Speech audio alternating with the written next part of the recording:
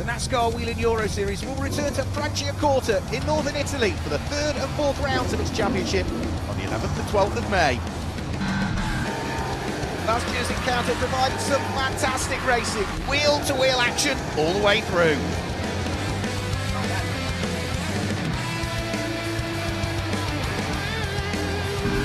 Always run wide, there's lock brakes and they're still side by side.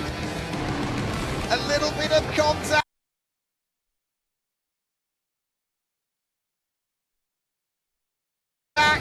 And there's posizione perché dovranno lasciare giustamente la pit lane nelle mani ovviamente dei tecnici, dei meccanici che giustamente dovranno svolgere il loro lavoro in questo appuntamento. Avete visto come si diceva qualche minuto fa la tabella dei 15 minuti, quindi vogliono restare ancora a vedere da vicino.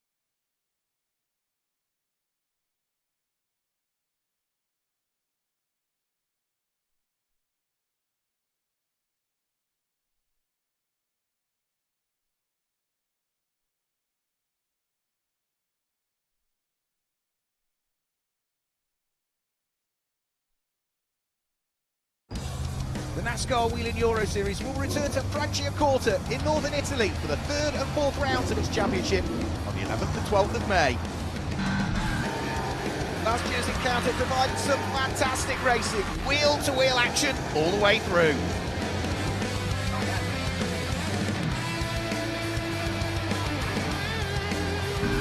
Always run wide, there's lock brakes and they're still side by side.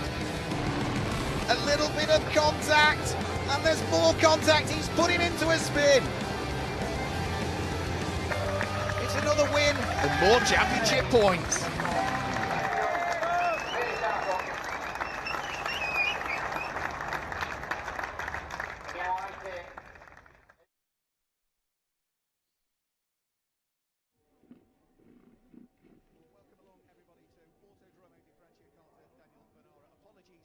Technical issues just at the start of the program, but welcome along. We can see the grid is fully formed for our first race of the weekend, the Elite 1 division. 29 laps around this modern Franciacorta circuit that began to take shape just in 2005. In the initial track was just 1.4 kilometers long. In its current format, it's 2.5 kilometers, and we have already seen some great free practice, some qualifying and some super pole action around this track. So on the build up to the race, let's have a look around the track, and who better to show us around this circuit than Sebastian Bleeky-Molen.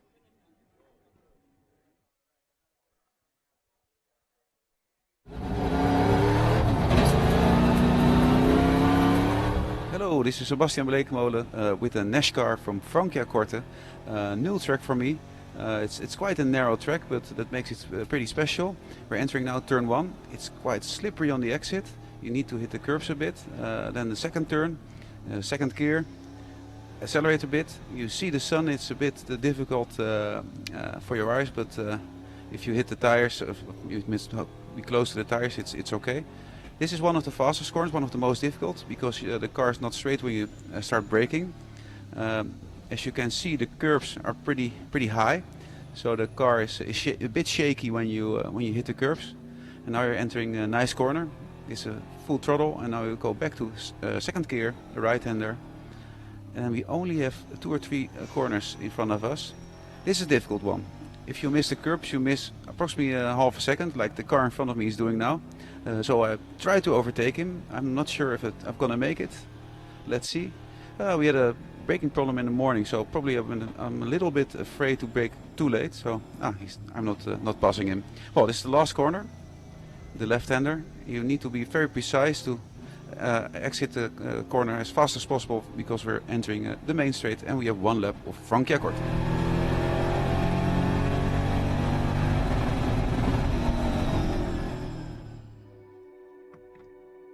So the build-up to the race here at Autodromo di Franciacorta. It's time for the national anthems.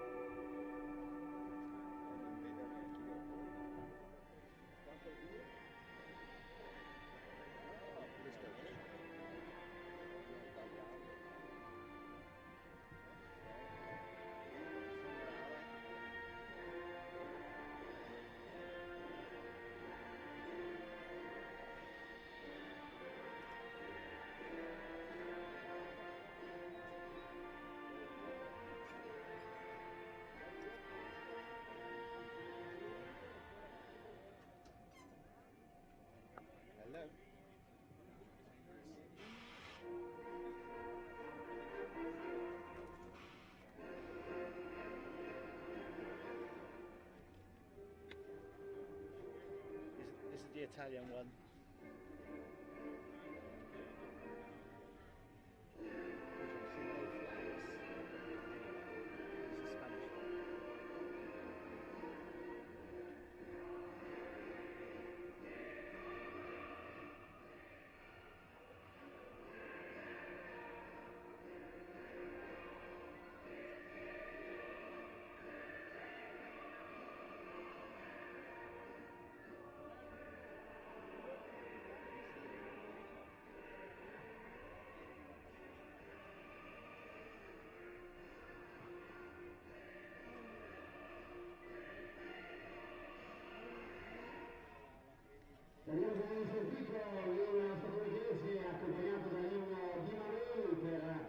So with the American national anthem followed by the Italian national anthem, we are on the build-up to our 3rd race of the season for the Elite 1 division. I'm delighted to say joining me in the commentary box is one of the drivers who is right at the sharp end of the championship standings in the Elite 2 division.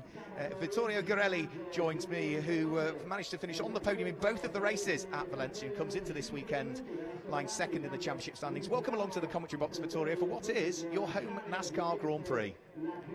Hello everyone, it's a pleasure to be here. Yes, it was a good weekend in Valencia. It's first time in NASCAR for me. I have to say, very good format, very well organized, a lot of fans at every race, and it's obviously an emotion to be racing here in Autodromo di Franciacorta with a lot of home fans and a lot of spectacular racing. You look at Valencia, you know, we'll talk about this weekend in a few moments' time, but Valencia, your weekend of the championship, your first weekend for 2019 in the championship, and it all largely went to plan. We didn't see a win, but 2 podiums. You must have been really pleased. Yeah, unfortunately I had an issue when qualifying. I was obviously in the first 12 to get in the Super Pole, but then I had a problem with the gearbox, so I didn't get a lap in Super Pole. I had to start 12th, and I did a good race. The pace was good, and up to P2. I was also lucky in the last corner. The first two went off, and I was 4th, so it was good. It was a good point of the race, a good comeback. You sometimes need to be in the right place at the right time and get the look. And you didn't have the look in your qualifying session. We'll see you out in Elite 2 later on. You got through to Super Pole, but there were problems late on in the qualifying session with your car. So whilst you got through to Super Pole, you didn't set a time in that session. You'll start 12th. Exactly. I was P6. I was in Super Pole. I was quite safe. I was coming in the in lap. Basically, the throttle pedal stayed flat out in turn 3, so I nearly crashed in the wall.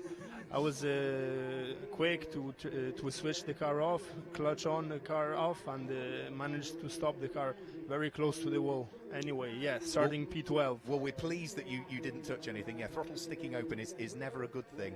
So that's Elite 2. Elite 1 out there on track at the moment. Alan Day qualifying on pole position. He has been, over the course of the last few years in Italy, the driver to watch out for. Alan Day is always a quick driver. It wasn't surprising to see him on pole position, but I was really pleased to see Jacques Villeneuve qualify 3rd quickest in what is just his 2nd weekend of European NASCAR racing, Vittorio.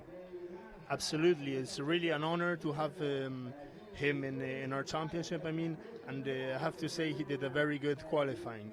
He's improving race by race. These cars are not so easy, but obviously who better than him can find the limit in any racing car. And other drivers that sort of didn't make it through to Super Pole, double former champion Luca Lasser had an awful qualifying session. I think he's a driver that's struggled with this sort of new damper and softer spring and tyre combination. So that's a driver to watch out for, the number 33 Mishi Motors car, and further down the grid for a double champion. He's a long way off, isn't he? Yeah, this circuit is not so easy. It's very tricky, and also the qualifying session is very packed up. So it's never so easy to do a clean lap to get in the Super Pole. So you have to be very good and look at your mirrors to find a good space and then go for your lap. But yeah, also the dampers are tricky because in this circuit you have to use curbs a lot, and yeah, it's not easy. It looks as though the grid has largely now been cleared. All of the team members are ready for those infamous words to be uttered from the front end of the grid. So very shortly there will be this rumbling noise of V8 engines starting to spring into life, and we look forward to getting very shortly this 29-lap race underway. So the grid has been cleared, other than the mechanics with the slave batteries. Last few officials just checking that everything is ready to go, and I can see at the very front of the grid person with microphone. So 1 minute to go board. Drivers, start your engines is the instruction that is given. So 1 minute to go, and we're going to get things underway. Qualifying on pole position, you can see the yellow car towards the top right of your screen is Alan Day on pole position. Alongside him, it's difficult to see, but it's a blue machine with some white flashes to it. Number 78, the Belgian driver Mark Goossens. Row 2 of the grid, it's largely white and black with yellow. Number 32 is Jacques Villeneuve for Go Fast Racing, and alongside him it's the PK Car Sport car of number 24, Nicola Rocca, who will be joining me in the commentary box for your race later on over the course of today, Vittorio. Cool. The third row of the grid, that's where we see the Hendricks Motorsport Ford Mustang number 50 of Loris Hazemans, who was 4th in last year's championship but was the rookie winner. And it's another rookie from last year alongside him for his 2nd season of racing, number 90 for Brax Racing. It is Alex Sedgwick. The next row of the grid is row number 4. That is where we see Gianmarco Urcali, who races for the same team as you, so you'll be hoping for good things from that car. And for company, he's got Stinis Longines, number 11 for PK Car Sport. Of course, Ercole did a good lap, but he was only 3/10 off. It was very, very tight, the qualifying session. Anyway, for sure it will be a spectacular race. And then the next row of the grid, that's where we see Luigi Ferrara at the wheel of the number 42 Ford Mustang And for company, that's another Italian driver, Italian team, their home NASCAR Grand Prix. They'll be hoping for good things. That is the Solaris Motorsport Chevy, number 12 in the hands of Francesco Cini. You look at those first, 5 rows of the grid we've gone through there, from the pole position time of Alan Day back to Francesco Cini. That's only 0.6 of a second, covering the top 10 in qualifying. Exactly. The qualifying was very, very tight in late 1 and also in late 2, but the level of drivers we have this year is very, very high. So the car's already off on their rolling lap. The air display has been done overhead, which means that now is the critical time. As an Italian driver at your home NASCAR Grand Prix, Franciacorta, is it a circuit you like? It's a very nice circuit. It's very fun to drive because you have to do a clean lap. You have to every centimeter of the track is essential. You have to use curbs. Have to have good braking points. It's very tricky, and yeah, it's fun to drive. A lot of fun to drive in here. And one quick final question: as you qualified 12th, that means you're on the outside of the first 3 corners, because the first 3 corners are all right-handers. Exactly. The outside in this circuit is not so good because the guy who has the line in the inside can push you out, and the first 3 corners are right, so it will be tricky for the guys starting on the outside, but we'll have some fun for sure. Yeah, the guys on the outside are the likes of number 78 Mark Goosens, 24 Nicola Rocca, number 90 Alex Sedgwick, Stinis Longin, Francesco Cini, and Villarino, the double race winner from Valencia, are all on the even numbered side of the grid. So that's the outside line for turns number 1, 2 and 3, but we're about to get race number 3 of the 2019 season underway here in Franciacorta. They are nose to tail and side by side. The yellow car with the black stripes is Alan Day as they head up towards the lights on the gantry. The lights go out now, green flag waves, we're away and racing. Buckle up everybody, we've gone green here at Franciacorta. Up towards the first right-hander they'll go. Alan Day it is that leads the race round through turn number 1, but you can see it looks so certainly everybody has safely made it through the first couple of corners, and Alan Day is looking to try and sprint away from Mark Goosens in the lead of the race. Jacques Villeneuve is still there in 3rd position. Nicola Rocca is there in 4th place. It's Loris Hazeman's in 5th, and Alex Sedgwick is in 6th. So the top 6 in exactly the same order as they were at the beginning of the race, and it looks for the moment as though everybody is safely through the first couple of corners. Yeah, it was quite a good flowing start. No contacts. Oh, there's a contact in the hairpin there. It's Villarino. Yeah, it is Ander Villarino that's been turned around. It looks as though also involved was Henry Tumala. Safety car coming out as a result of that, and we gather possibly another issue that wasn't quite caught on camera earlier on over the course of the lap. So very early on we go full course caution under safety car here at Autodromo di Franciacorta, Daniel Bonara, and it looks as though contact and damage to the front left-hand corner of Dario Carzo's car, and that's a car that sort of runs out of the same garage as you, isn't it? Yeah, he's my teammate.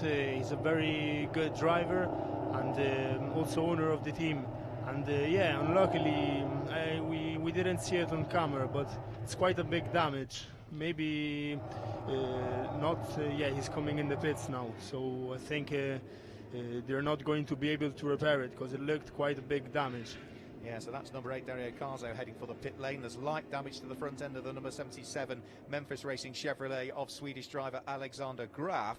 I also spotted damage to the front end of the Alex Cafe Racing number 2 car of Japanese driver Kenko Miura as well. He'd got sort of flapping bodywork and a chunk. The problem is, upside down at turn number 3 was what the cameras didn't quite pick, and that is, well, how much bad luck does this guy need so far this season? Mauro Trione is upside down at turn number 3, the hugely likeable Italian who's going to join me in the commentary box tomorrow, and already had a large accident at what was Circuit Riccardo Tormo, where he had a big start line shunt. Well, he's upside down there. Alex Cafe is also out of the car, so both drivers out and absolutely fine. There comes Mauro Trione, who's been extracted out of the car, and yeah, it certainly looks as though the poor old guy has had a really tough start to the season. We didn't see what happened, but seeing a car upside down is never a good thing. But thankfully he's fine. Strong cars. Yeah, drivers are okay. We had the communication, so luckily no issue with the drivers. We didn't see the crash. Yeah, very bad luck for Mauro. He's a very good friend of mine also, also from my hometown in the south of Italy. Very unlucky this year. Also a big crash in Valencia start, and again in the first lap here. Hopefully he will get a better run in the next few races. Damage to both the front and the back end of Romain Inietta's number 88 car as well. So that is another car that has got involved somewhere. We are also receiving confirmation that contact between car number 1, which is Alex Caffi, and number 31, Mauro Trione, is being investigated by race control as well. So there's a lot already for Philippe Gaudet and his team. Also contact between the number 48 car of Ander Villarino, which we picked up on, and possibly number 7, which is Martin Dubec. So there's, well, very early on in the race, it's all happened already, isn't it? Cars upside down, safety cars, lots of contact for things to look into. It's not for us to judge, but race control is going to be a busy place, isn't it, as they look through all of this information. Yeah, they will have hard work to do this race for sure. The track is very narrow, it's very tight, and it's never easy in the start to pass, 2 or 3 cars in the same. It's very narrow here. It's very tricky. That's the difficulty, isn't it? It's a narrow track. It's a short track. It's not a long track at all. So drivers are not blessed with lots of overtaking opportunities. But clearly, with so many cars, it's great having such a healthy grid of cars. But that in itself brings other issues. So the cars behind the safety car weaving their way through and past the point of the incident. We're just about to ensure that Mauro Trione's car is turned the right way up. That will be done hopefully with a fair amount of care to the car so as not to inflict further damage on it, and that is such a shame, because in the Elite Drivers Club, which is for new drivers that are considering coming into Elite 2 and then heading on to Elite 1 to forge their NASCAR careers this side of Europe, that car that was upside down claimed a win in the Elite Drivers Club in the hands of Mauro Trione's son, Giovanni Trione claimed his first win in the Elite Drivers Club on Thursday. So the Cal Racing team will have a chunk of work to sort out with that car, and I suppose for Mauro Trione that's huge disappointment, but it's not as though there's an Elite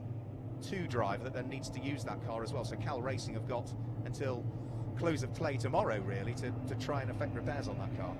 Yeah, these cars are never easy to repair, but for sure Cal Racing will have a lot of work to do tonight. Hopefully no issue with the chassis, maybe just suspension to something like that, but hopefully yeah, the chassis is still straight, still safe for tomorrow. Let's hope so, and let's hope that Mauro Trione was a little bit shaken up. I'm sure he will be absolutely fine for tomorrow. So lots of weaving round being done to try and maintain temperature in the control general tyres that they all run nowadays, and in warm conditions like we've got here in Italy with this new tyre which everybody is still learning about, how important is it to try and maintain that temperature? Yeah, during the safety car it's very important to wave a lot, especially also with the brakes a little bit, to keep the heat in the tires, because in the restart it's flat out again, and if you in the braking, if you have cold tires, you just lock up the front and then flat spot, and these tires have very good grip but are very tricky. So whilst you're weaving, are you riding the brake as well as the accelerator at the same time to build the brake temperatures and let that radiate out into the wheel rim and the tyre? Well, these are secrets every driver have. I mean, I can't say, but yeah, using the brakes a lot, not together with the throttle, because these brakes won't keep it up too much. Yeah. But using the brakes, it generates heat from the inside of the tire, and not only the surface of the tire. So yeah, the major heats come from the brakes. Thanks, Vittorio. I wasn't asking you to give away your secrets, but thank you very, very much. Another quick question, just while we remain on the safety car. Yourself, as with many of the drivers, have come through from a single-seater background to race NASCARs. When you first dive in a NASCAR, having come from a single-seater, which is quite technically a high spec car with enormous aerodynamic grip, as well as the mechanical grip as well, and you jump in a NASCAR for the first time, which, you know, not being derogatory about the product at all, which are quite basic cars in that respect. There's no driver aids or comforts. Is it quite a culture shock coming from a single-seater? Yeah, it's totally a different driving style. Obviously, single-seaters have much more downforce, much more grip, and these cars, the most hardest thing for me was the visibility, because you can't see very well. Coming from a single-seater, you have all the the visual, both left and right, and here also driving on the left-hand side is you have to get used to it a little bit. So that makes certainly track time vital when you're learning a new car, and also your spotter, who you must really rely on as well to tell you what's going on around you. Of course, in this track especially, the spotter is very important also in qualifying, because we always talk with each other, and like he tells me if there is a space behind me, so I have to manage to do a clean lap for qualifying, and also during the race they tell you if there's someone in the inside, someone in the outside about to overtake. It's always all the race. It's continuing, communication, helping each other, and my spotter is very good. It's first time I do this format weekend, but I have to say it's nice to have to be communicating with only one spotter, one person. So I like the format of the weekends a lot. Yeah, building that relationship, isn't it? That mutual trust and that understanding, I suppose. We can see a few cars walking wounded. We can see the battered Romain Iniesta with bits of bodywork flapping around on the front of his car. It looks as though number 33 has suffered some damage as well, which is Luca Lesser. We can see Alexander Graf flapping a bit of bodywork. There's the bike taken out the front end of Kenko Miura's car. There is Dario Carzo. So you mentioned you thought it was heavy damage. It looks as though the team, Racers Motorsports, which is Dario's team, have had a look at the car. They clearly must be happy that it's just superficial damage. Tape him up, get him back out in the race. Exactly. They put some tape to repair, the main thing moving around. For sure, that tire will have less heat in the front, because it gets much more air. But let's see what he can do. He's a very expert driver, knows the car very well, and let's see if he can come back. If hopefully he doesn't have issues with suspensions or steering rack, because with contacts many times these things happen. So I think that has propped Dario Carzo off the lead lap of the race. So it's going to drop him right down towards the tail end of the order for those cars, that are still running. The safety car still bringing the pack of cars around. Remember, this is scheduled to have been a 29-lap race. The safety car came out on the very first lap of the race. The lights are still on at the moment, so it doesn't look as though our Chevrolet Camaro safety car is going to peel its way into the pit lane just as yet. So there's a bit of sweeping up still needs doing. The removal of Mauro Trioni's number 31 Cal Racing car from where it came to rest on its roof upside down at the exit of turn number 3. It was on the exit of turn 3, part the way up towards turn 4, where Alex Caffey's car had gone off to the right-hand side of the circuit and was just being winched out of the way. But hopefully we will very shortly be able to go back to green flag racing once more. Yeah, the traction is seeming to clear up, so I think one lap, maximum maybe 2, and the race will go on again. Yeah, well, from our perspective, I can sort of have a sneaky look outside of the commentary box window, and it certainly looks as though that area of the circuit, now that I've moved my position, looks as though all of the course vehicles are now out of harm's way, which means that the safety car hopefully might just do one more tour of the 2.5-kilometre circuit, and then we can get things very shortly underway. We're talking about the cars with damage, most of which sort of appear to be frontal damage, and Dario Carzo's with the biggest, because it's a circuit where you don't get into fourth gear other than once. I suppose aerodynamically it's not ideal, I know, but it's not as much of a hindrance on the car and performance issue with it as, say, somewhere like Hockenheim, where you're travelling at higher speeds for much longer. Yeah, exactly. Basically, doesn't change much. These contacts, doesn't change much with the performance of the car, because this track is much mechanical grip than aerodynamic grip, because it's a lot of slow speed, second gear, first gear, and the fourth gear, just the last 200 meters of the straight you use it. I mean, so yeah, it's a lot of braking, hard braking, slow speed, but it's very tricky. As I said, it's not easy to. The start for sure is very packed up, because the track is very narrow, but of course spectacular races. And especially it's a bit like some of the short ovals, Martin, things in America, where you see the state of some of the cars that are still circulating there, because it doesn't affect the performance to the same degree as some of the super speedways. So lights off on the safety car going to be in at the end of this lap. We are now on lap number 6. We're about to start lap number 7 of the 29. The call has been given by the race director on the exit of turn number 10 on the run up towards turn number 11 to get themselves back into 2x2 order. Now, it was a clean start at the front. It was further back where it all started to go wrong, and despite the fact that Mark Goossens, Nicola Rocca, Alex Sedgwick, Stinis Longines were all on the outside line further through the first few corners, they all managed to hang on to their starting positions as well. So let's see whether they can do it this time through. There's a number 12 Solaris Motorsport car of Francisco Cini.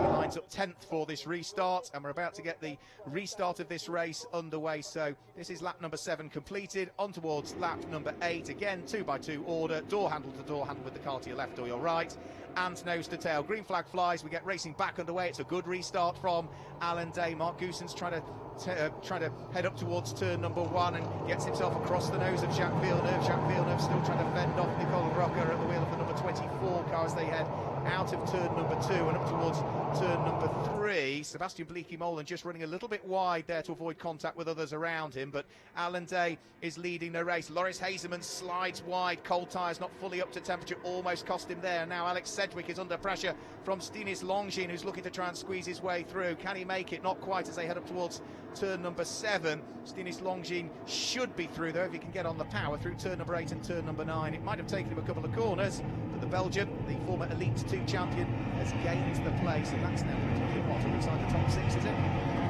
Exactly, yeah, very nice restart. Unfortunately, no contacts. There is my teammate, car number 9, trying to take a position. Now he has the outside line. Let's see. Yeah, I think that's Luigi Ferrara, isn't it, who's looking to try and squeeze his way through ahead of Gianmarco Ercoli, almost being pushed around. Turn number 11 was the number 9 car, but somehow the Ford Mustang, in the hands of the hugely likeable Italian, hangs onto it. Over the start-finish line they will go. It is Alan Day that leads the race. It is Mark Goossens who's there in 2nd position. I think the transponder on Alan Day's car has stopped working. That's why he's not showing up at the top of the timing screens at this stage. But certainly for that restart, everything was largely going to plan. The front 2 just getting away a little bit here. And as they now head up towards turn number 5 and turn number 6, it would appear that the man who's on the charge is that PK Carsport number 11 car of Stinis Longines. Took the place over Alex Sedgwick and is now right up with the Hendricks Motorsport Ford Mustang of Loris Hazeman. So that's the battle to watch out for, isn't it? Yeah, very nice battling. It's very hard to overtake in this straight, because if you close and take the inside line, then there is absolutely no space. Here you can see car number 50 closing down at the hairpin, and maybe car number 11 will have a better exit down the straight. Let's see. Let's have a quick look. Loris Hazeman's going defensive on the run towards turn number 11, so Stinis Longines brakes as late as he possibly can. Is he going to try around the outside? Well, he needs to be conscious that Alex Sedgwick at the wheel of the Branch Racing Camaro might be there. Sedgwick, I think, gets a nudge from the car that sits behind him. They've all got away with it as they head out of the turn number 12 over the start-finish line. Alan Day leads, Mark Goossens 2nd, Jacques Villeneuve there in 3rd place, Stinis Longines in 4th place, and Gianmarco Ercoli looks for the place and is going to try and gain it over Luigi Ferrara. A good move. They were almost 3 wide, but he made it through. Yeah, basically Ferrara passed him in the last corner in the hairpin, and Gianmarco passed him back down the straight. It was very close. Well, that's the good thing about turn number 11 and turn number 12, is that you get up the inside at turn number 11. If you don't fully make the move stick, it puts you on the outside line for the next of the corners, and we saw that so many times over the course of last year. There is our champion. Alan Day leads. He had opened up a gap of a second or so between himself and the Belgian driver for Brax Racing, Mark Goossens, who sits behind them in 2nd position. at the wheel of his Ford Mustang as it's badged for this weekend. Jacques Villeneuve having a great run in third position, the former Formula One world champion, of course, at the wheel of this number 32 car. And now further back down through the order, it's all squabbling away. Francesco Cini under pressure as Salvador Tinio Arroyo looks to try and pull a move. Cini though still hangs on to 11th place. Tinio Arroyo sitting there in 12th place, ahead of Christophe Bouchou in 13th, Ulysse Delso in 14th, and the former Elite 2 champion Tomo Ferrando in 15th place. So battles all the way down through the field. Exactly, very good battling. Now the first two have a clear track and they are putting in good lap times to have a good position start in race 2. This is the time when the tires are fresher, and it's the time when you have to, put in the good laps for race 2 start. Francisco Cini's got his hands very full indeed at the wheel of the number 12 Solaris Camaro. Here is our race leader, the Chevy SS, in the hands of Alan Day, who claimed a win here last year. He actually took the checkered flag in the lead in both of the races, but was subsequently disqualified from the second win of the weekend. He was a double race winner here in 2017. It's a circuit he really, really enjoys. And as he said after qualifying, if he wins, he has agreed to shave off the beard and the moustache that he's sporting this weekend. That's a promise he's made to people back home watching in Israel. Jacques Villeneuve under pressure. Number 24, Nicola Rocca, is absolutely with him. This is the fight for third and for fourth, and Loris Hazemans is trying to make it at the fight for fifth as well. If they squabble and hold each other up, Stinis Longines is just that little bit further back at the wheel of the blue car with the grey and the day glow flashes. But what a fight we've got on for the final podium place. We are now on lap number 12. Jacques Villeneuve is having to work hard, isn't he? Yeah, it's not easy to keep Nicola Rocca behind. He's a very good driver. Also, it's a home track, but for sure he has enough experience to keep him behind. It's very difficult to pass in this corner if the difference in time, in lap time, is not so big, and if you just close the line a little bit, it's not easy to overtake.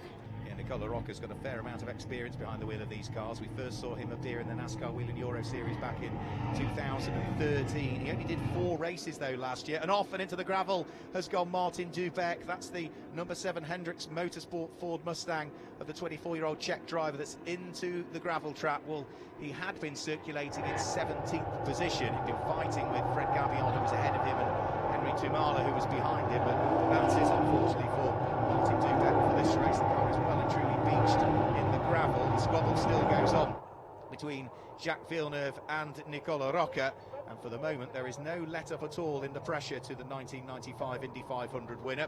He's still got Nicola Rocca, the 25-year-old Italian, right behind him as they turn their way through turn number 1 towards turn number 2, and there is also off, that is Eric Figueres, the American that is off. That will be, I think that was turn number 11, wasn't it, on the exit? Maybe too keen on the throttle coming out the hairpin?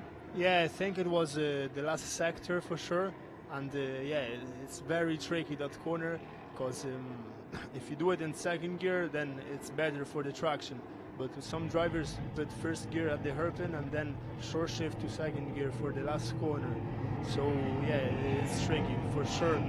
He had a big snap oversteer, or just a spin, or I don't know if he had a contact. We'll have to see the replay if we see it. Yeah, so we also were able to spot there where Martin Dubeck's car had gone off into the gravel. That's turn number 6, where he'd sort of gone straight on the fast right-hander as he was trying to get on the brakes for the next left-hander. Squabble still for third and for fourth place. Jacques Villeneuve, the French-Canadian, still fighting away with the Italian Nicola Rocca, but safety car coming back out now for the second time in this race, as a result of, we can only assume, for the position at which Martin Dubeck's car came to rest. It's sort of come through turn 6 and then gone straight on, really, so he's sort of in the firing line there, really. If he can go off there, maybe somebody else can, but is that an unusual place to go off for Martin Dubeck? Well, that corner, turn 6, is very tricky, because turn 5 is flat out, but with the race with full load of fuel, it's not so easy to do it flat out. So if you have a bad position for the braking zone of turn 6, then yeah, it's tricky. The car is very hard to control. So maybe he outbraked or locked the wheels for turn 6, and yeah, had a problem in that corner probably. And is that turn 6? Are you still on the brakes as you're trying to rotate the car into turn 6, or do you do all of braking in a straight line at that point? Basically, the good thing is to have a good position in turn 5, so turn the car a lot to have a straight braking yeah. for turn 6. Yeah. Then you have to keep the right turn corners and of braking and strictly. Imagine also in the race with you don't have good references because you have the cars are big in the front, you don't have good visibility, so yeah, probably if you out brake a little bit or have a bad position for braking, then it's easy to lock up there.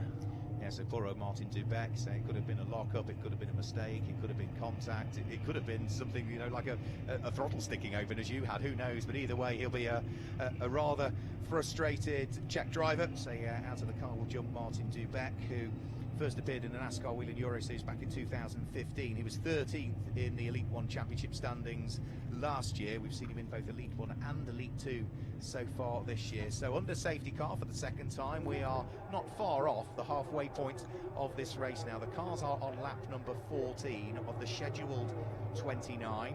We do have the ability to go green, white, checkered should we need to at the closing stages of this race. If we were to have to say another safety car appear towards the tail end of the race, there is the option to go green, white, checkered should the race director choose to do so. And even if he were to choose to do so, then there's really only one chance at green, white, checkered before they would just call the race under safety car.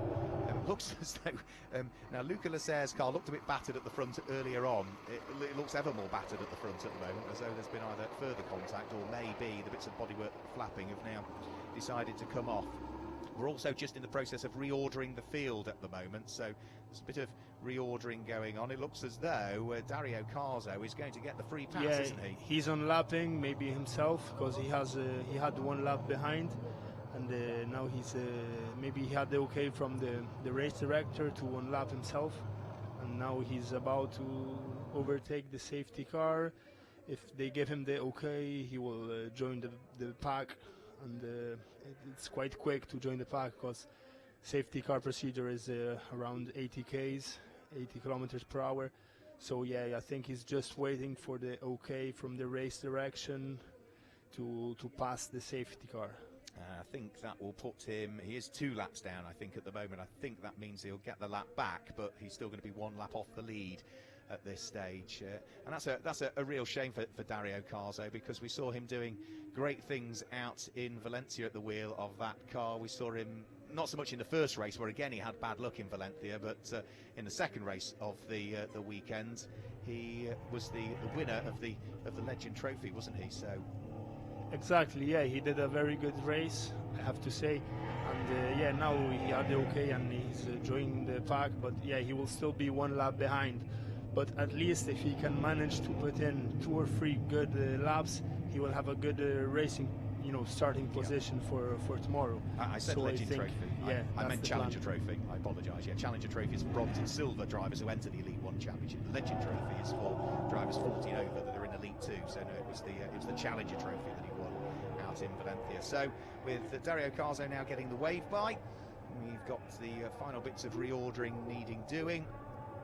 Dario will need to catch the tail end of the train, and from there we can see when the safety car will be in. It won't be in on this lap, there will be at least 1 more lap behind the safety car before we get things ready to go. The lineup is okay now, is the information that we're receiving from race control. So the reordering I was talking about has now been completed. The car that was the first off the lead lap has been given the wave by.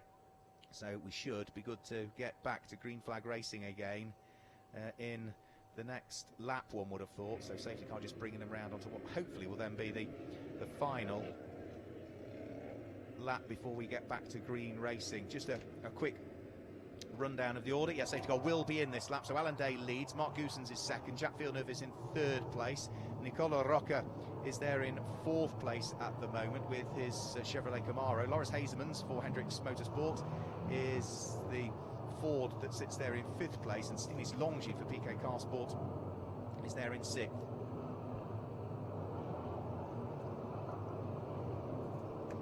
So there's the battered Memphis Racing Chevy of Alexander Graf, who has had a bit of a tough start to the season. Not as tough as poor old Mauro Trione, but it's been a difficult start to the year for Alexander Graf. He was involved in an incident in race 2 at Valencia. He's clearly got involved in something here with the damage to the front end of his car, but it's still running at this stage. And where does that put Alexander Graf? The damage to the front of his car isn't really affecting him too much. He's 19th rather. 19th, having started 24th on the grid, so he's made places up. He's made up 5 places, but by the look of things, he's had to pick his way through some of the damage that has happened out there. Yeah, if we see the lap times, Alan Day did a 1:13.5, which for now it will put him on pole for race 2. Having a clear track in these conditions helps a lot, and the other guys battling out all the race, if they don't have, you know, a clean lap, it's maybe better sometimes if you're battling all the time, get a little bit of a gap and do a, you know, fast lap to have a good race position for the second race. Very, very valid point, absolutely. Vittorio Gorelli, who joins me in the commentary box. Yeah, because the grid for race number 2 of the weekend, which takes place tomorrow for these Elite 1 competitors, fastest laps from today give you the grid for tomorrow. So that is why at the moment Alan Day is destined for a double pole position, which is exactly what he did last year here at Franciacorta. Pole in qualifying gave him fastest lap in qualifying gave him pole for race 1. Fastest race lap in race 1 gave him pole for race number 2, if that makes sense. So we're about to go back to green flag racing once more. It is a 2x2 restart for this one. So again, the cars on the left-hand side of your screens have got it all to do through the first right-hand corners. So green flag flies. We get racing back underway again here. It's another good restart by Alan Day. They are now on lap number 16 as they head up towards turn number 1. It all looks tight again round through turn number 1, but for the moment everybody is still pointing in the right direction. Alan Day leads. Mark Goosens is there in 2nd place. Jacques Villeneuve in 3rd place. 4th place is still going to be Nicola Rocca in 4th place. Loris Hazemans is there in 5th place. Stinis Longines in 6th place. And now it looks as though Luigi Ferrara is there in 7th place, ahead of Alex Sedgwick in 8th place. So it looks as though the loser there is under Villarino, isn't it? Because Gianmarco Ercoli has got ahead of him. And Villarino, who was in 9th at the restart, is down to, what's that, 10th or possibly 11th place. Yeah, it was a good restart again. No contacts. Ferrara got place, got 1 position, but yeah, it's very, very tight. It's very, very tight as they head out of turn number 10 up towards the braking area for turn number 11, the right-hand hairpin. Ferrara looking as though he was going to have a quick nibble up the inside of Stinis Longines, but thought better of it, tucked himself back behind again as they stream their way over the start-finish line. Still the Cal Racing Chevy leads from the Brax Racing Ford in 2nd place. It's another Chevy for Go Fast Racing. Jacques Villeneuve that sits there in 3rd place. There's the number 90 car of Alex Sedgwick, who is in 8th position at the moment. The car just bearing a little bit of scarring to the tail end of it. So hard fought has the race been so far. But again, the battle that was on before we went full course caution for the 2nd safety car period is back on again, and that's great to see. Jacques Villeneuve fighting away with Nicola Rocca and last year's rookie champion Loris Hazemans at the wheel of his Ford. They're all together, and now it looks as though Rocca is trying for the inside line, but Jacques Villeneuve having none of that. Almost looked as though the door was open, and at the last minute Jacques Villeneuve just responded, didn't he? Exactly, as I said, it's very, very narrow in that corner especially. He tried to get in the inside in the hairpin, but yeah, Jacques was very good to close the door. It looks as though, unfortunately, teammates in the same garage, Gianmarco Ercoli, drive-through penalty for causing some damage to him. Somebody runs very, very, very wide. That is going to be remaining yet, and now we've got very wide. And there's Luigi Ferrara, who bumps into the side of the number 11 PK Carsport car of Stinis Longines. Him sort of biffed out of the way, a shade there. You can see damage to the front end of the number 42 car of Luigi Ferrara. And now that is going to put him under pressure from the Brax Racing Chevy that sits behind. There is Stinis Longines. Where does that drop him down to? Down into 10th position now as a result of that. Oh, the drive-through was suspended for car number 9. Luckily, yeah, my teammate had the drive-through also in Valencia. Actually, he had 2. The it wasn't a great weekend for him. Well, I mean, it's sensible thing, that the race officials have a look at it. If they then have other things that are brought to their attention, they restudy it and cancel it, and that's what they've done. So yeah, right decision made again as far as race control is concerned. Loris Hazelman's putting enormous pressure onto the fourth place car of Nicola Rocca. Remember, Nicola is at his home NASCAR Grand Prix. He's the leading Italian in the race, but at the moment not destined for the overall podium. As they stretch their legs out of the circuit, you can see bits of bodywork on the side of the track there. That's the remains of Romain Enieta's front bumper by the look of things. But what a fight for third and for fourth. Yeah, those pieces there on the back straight, I think it's a racing engineer car. Maybe the 88 Iannetta. I saw him before battling out a lot. Yeah, so that's what is strewn across the circuit. There is the remains of the front end of the number 42 car of Luigi Ferreira and his Ford Mustang that he races in this weekend for 42 Racing with FS Motorsport, who is scheduled to have his birthday tomorrow. Luigi Ferreira, it was your birthday yesterday, the day before. It's Luigi's birthday tomorrow. Exactly, yeah. It was 9th of May. I'm getting old. Yeah, and Luigi will be, I think 37 tomorrow, if my maths are correct. Here is the fight that's going on. Nicola Rocca still under pressure from last year's rookie champion, fourth in the championship standings. That'll be Loris Hazelman. There is no way for the 50 Hendricks Motorsport Ford Mustang to find its way through and past the PK Car Sport Chevrolet. The two of them head up towards the braking area for turn number 11, up to the brakes, in towards the right-hander. They will thread their way. Loris Hazelman's closing up the gap in the brakes, but then, of course, as they start to accelerate, it means that Nicola Rocca can get on the power that split second earlier, and the gap that had closed up opens up yet again. It's difficult, isn't it? At this stage, what do? Do you sit behind the driver and see whether there's a weak spot, and if there is, exploit it, and if there's not, just settle for where you are?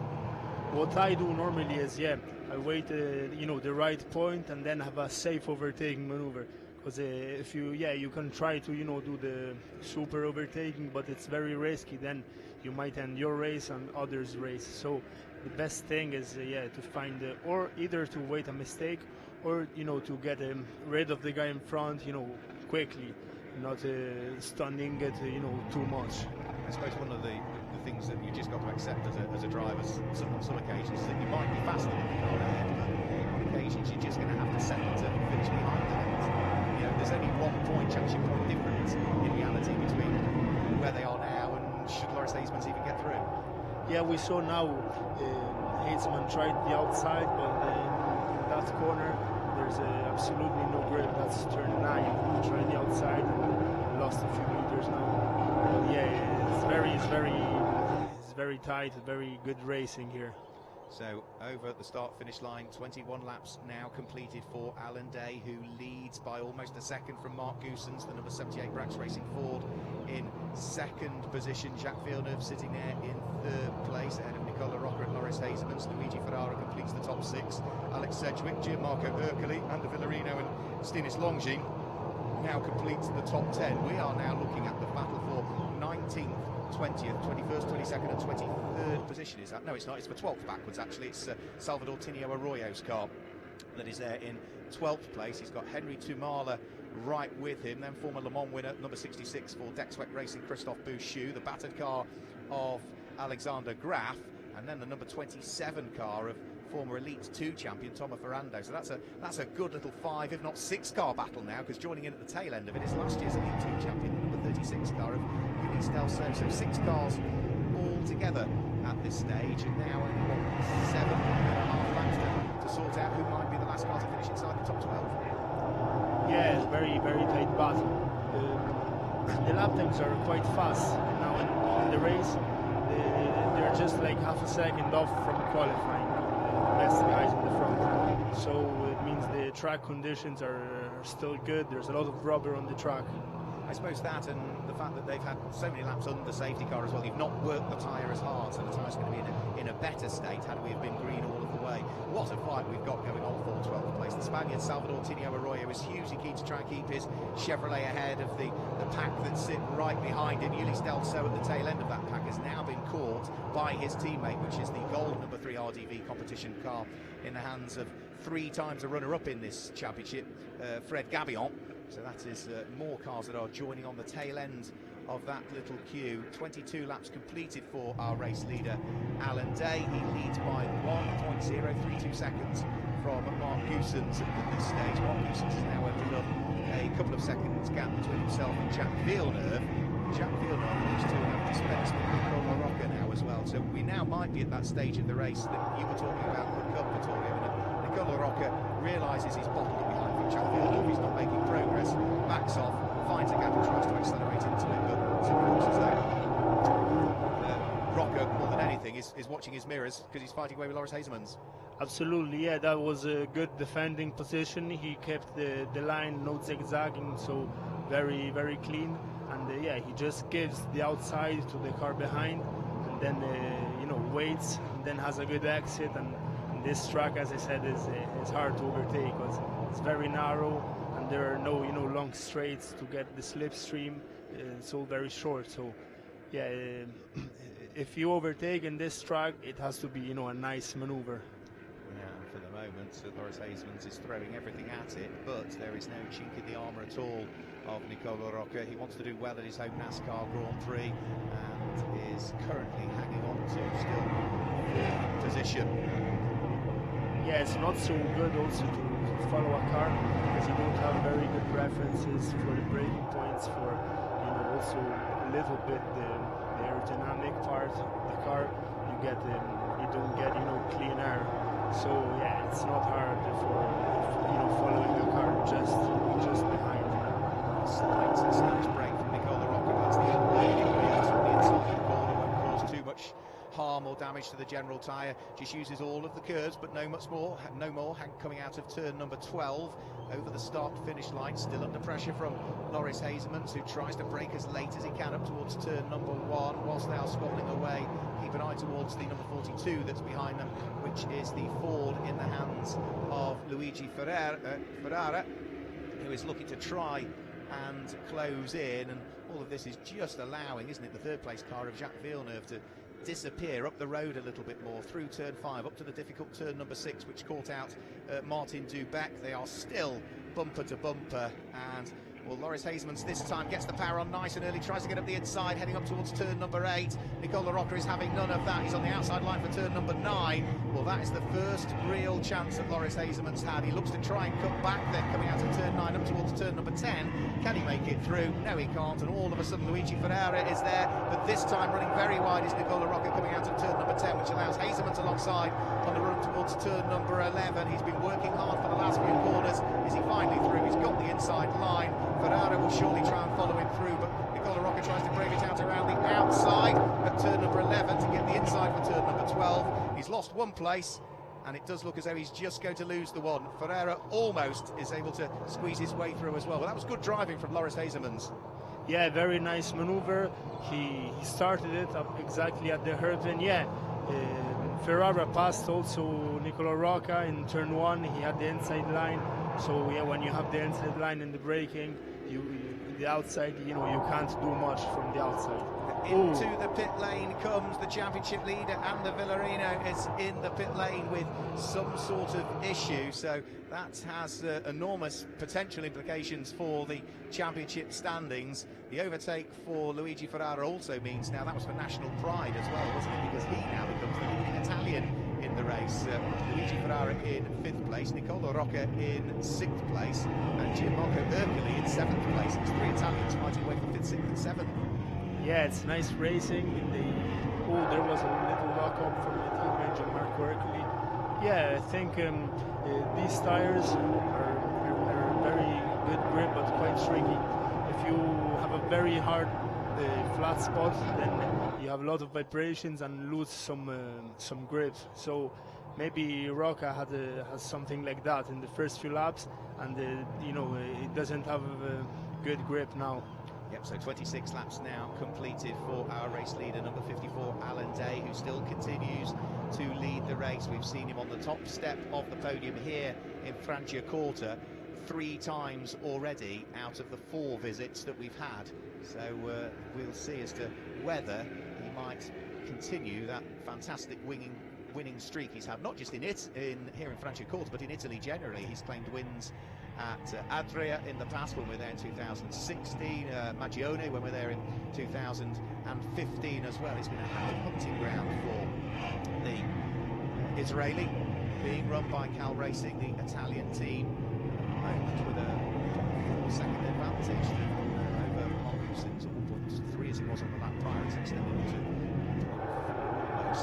See as to whether he's going to be able to hang on to it. Alex Sedgwick makes a small mistake there coming out of turn number 10, which is a really strong temporary as he came into that top three, looking as though they are settled at the moment. Dave from Goosens from Villeneuve, Horace Hazelwood second there in fourth place. Luigi Ferrara, now he's got ahead of Nicola Rocca, is pulling away in fifth, but for 6th and 7th, number 24, the PK car sport car of Nicola Rocca, under pressure from the charging number 9 of Gianmarco Ercoli, and Stinis Longin, who's had a difficult race really at the wheel of the number 11 car, under pressure now from Alex Sedgwick and Francisco Cini. So that's another fight that's going on, and that is going to be for 8th, 9th and 10th positions, isn't it? Exactly, yeah, it's a good battle. Tires when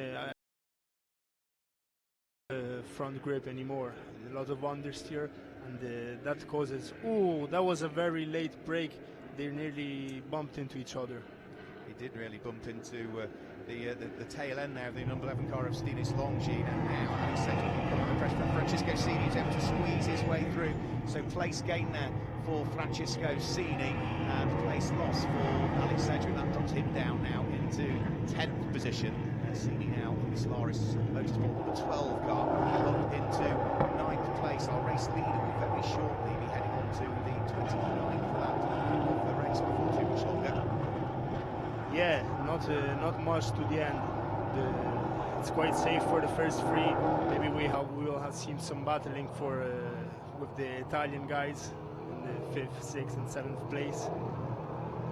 There is number 42, which is Luigi Ferrara, who is still the leading Italian that we've got in the field. Running in 5th position here is our race leader Alan Day, who has already claimed 17 victories in his career in the NASCAR Whelen Euro Series. He is in 2nd position in terms of the number of overall wins. He had been closing in on Ander Villarino, but Ander Villarino scored another 2 at Valencia last time out, so Villarino's on 22 career wins. Alan Day is on 17, but surely heading towards win number 18 at the moment. Mark Goosens is going to settle in now some 1.6 seconds down the road for 2nd place. And it looks as though Jacques Villeneuve, for the first time in his NASCAR Whelen Euro Series career, is going to finish on the podium in what is only his 3rd ever race. He's done a chunk of testing here at Franciacorta, both when he was here with supporting the recruitment days over the course of the winter, and when he's been here testing later on just a few weeks ago with some of the changes to the car. So Alan Day heads over the start-finish line, and that is now on to lap number 29. Further down through the order, it's all getting rather busy by the look of things. Tomo Ferrando under pressure from Alexander Graf, who is fighting away with the number 64 car. There's contact there, and that was Alexander Graf, was it not, into the back of Tomo Ferrando's machine? Exactly, car number 77, Graf, yeah. It's very hard, as I said, to overtake. He just bumped in the rear, and very big contact. Hopefully no issues. There's many a car out there that are bearing the scars of what has been a hard fought race.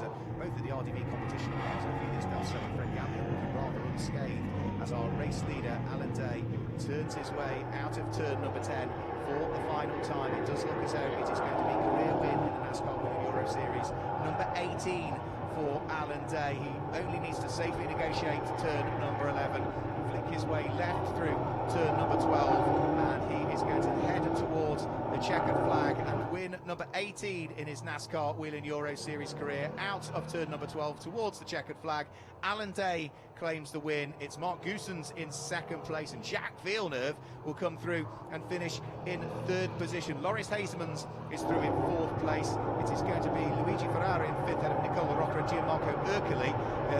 Then after Gianmarco Ercoli is Francisco Cini, Alex Sedgwick, Christophe Bouchou and Henry Tuamala. But who is going to be next over the start finish line in 13th place? It looks as though Alexander Graf has done enough, but has Tomo Ferrando. Alexander Graf finishes just in 13th place, ahead of Tomo Ferrando. Ulysse Delso, Sebastian Bliquemone, Luca Lasser and Fred Gabion all absolutely together over the start-finish line. Alan Day might have claimed the win, but some of the fights further back were absolutely fantastic. But to claim another win here in Franciacorta, another win in Italy, and now win number 18 of his NASCAR career, that is the best possible start to the weekend for Alan Day, isn't it? The reigning champion. Absolutely, yeah, he knows the car very well for sure, and also the team knows this circuit very well, and it was very nice race for the top three. Also, I'm quite impressed by Jacques Villeneuve, his first podium in the NASCAR Euro Series. Very nice race. So congratulations to Alan Day. Say 18 career wins, 4 wins now at Franciacorta, but his first win of the 2019 season. I mentioned earlier on that was also the first podium celebration, first podium for Jacques Villeneuve as well. And as the cars head in towards Parc Fermé, we will be grabbing some reaction on social media with our drivers. We won't be talking to them in Victory Lane, but we will grab some snippets from them, some quick 60-second interviews that we will be posting on social media. So watch out for those on the likes of Twitter, of Facebook. Now, I'm sure find their way onto the Instagram page as well to gauge the reactions from our race winner Alan Day, to gauge the reaction of the winner of the Rookie Trophy, who was over the start-finish line. And the first home in the Rookie Trophy, I'm just looking through, is going to be, I'm going to say Henry Tumala, but he was out last year, so you have to look a long way down through to find out who is going to be the first of the rookies home. And we'll gauge the reaction from them as well, and also the winner of our Challenger Trophy as well, which you have to look a long way down through the order for. So Alan Day makes his way briefly into Parc Fermé, is then ushered back out to head towards Victory Lane. He's going to be a very happy guy as well. Let's hope, thank you for joining me in the commentary box, Vittorio Gorelli, that you're a happy guy as well for your Elite 2 race. We wish you all the best of luck with that later on. It's been a pleasure to be here. Yeah, I will start P12 on the outside. Not a lucky qualifying, but hopefully I will come back and score good points for the season. And yours is the car that we've just seen Gianmarco Ercoli behind the wheel of. So if people are watching the stream, if they want to cheer you on from home, you'll be driving the number 9 car, won't you? Exactly, car number 9. Look out for me, and I will do my best. Well, we wish you all the very best of luck with that. Thank you for joining us in the commentary box there. Vittorio Gorelli, who we will see in the Elite 2 race later on, and we wish him all the very best with that. So the cars are all in Parc Fermé, as we say. We will not be having a chat to drivers in Victory Lane. Well, we don't think we'll be having a chat to our drivers in Victory Lane. So we will gauge some reaction from them and post that on social media for you to catch up with some of the views and the thoughts on the likes of Alan Day, and of course our winner in the Junior Trophy and the Challenger Trophy as well. Don't forget, we've got some more races coming up here later on today. The Elite 2 division are out for their first race of the weekend. And as we've just heard from Vittorio Gorelli, will be out in that one. We are scheduled to go live with the stream at 16:45 at Central European Summertime. If you're watching us in the US, thanks for getting up so early. You can go back to bed for a couple of hours now, but reset your alarms so that you're ready to go at 10:45 Eastern Time in the US. So from Vittorio Gorelli, for myself, Mark Farrell, thanks for joining us at Autodromo di Franciacorta. We will see you later on for the Elite 2 division.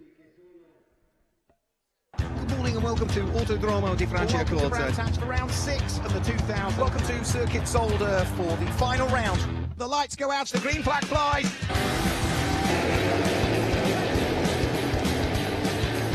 It's all very tight up towards turn 1.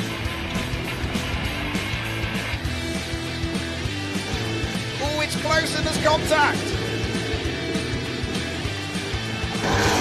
They're side by side.